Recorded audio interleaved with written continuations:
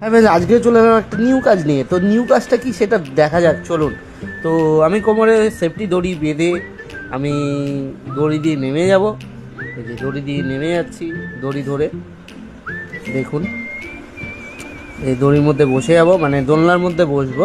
তো দোলনার মধ্যে বসে গেলাম, এরপর আস্তে আস্তে আস্তে ঢিল দিয়ে দিয়ে দিয়ে দিয়ে আমি নিচে নেমে যাচ্ছি। এই দেখুন, তো তিনতলার ওপরে যে ঢাকনাটা আছে সেটা দিয়ে এই ময়লাটা বেরালো, মানে এটা বাথরুমের ওয়েস্ট যে লাইনগুলো হয় সেই ওয়েস্ট লাইন দিয়ে ওয়েস্ট লাইনটা জ্যাম হয়ে গেছে, এর জন্য। এই দেখুন আবার লাঠির মধ্যে বের করলাম, দেখেছেন মানে কত নোংরা ছিল ওর মধ্যে। তারপর দোতলার নোংরা, এটা দেখুন দোতলার, দেখুন দোতলার দিয়েও বেরিয়েছে। দেখুন পাইপ লাইনটা পুরো জ্যাম ছিল।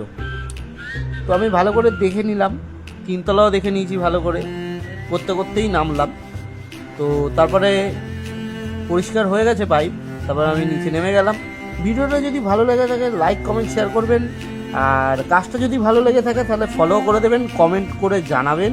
Tata, by.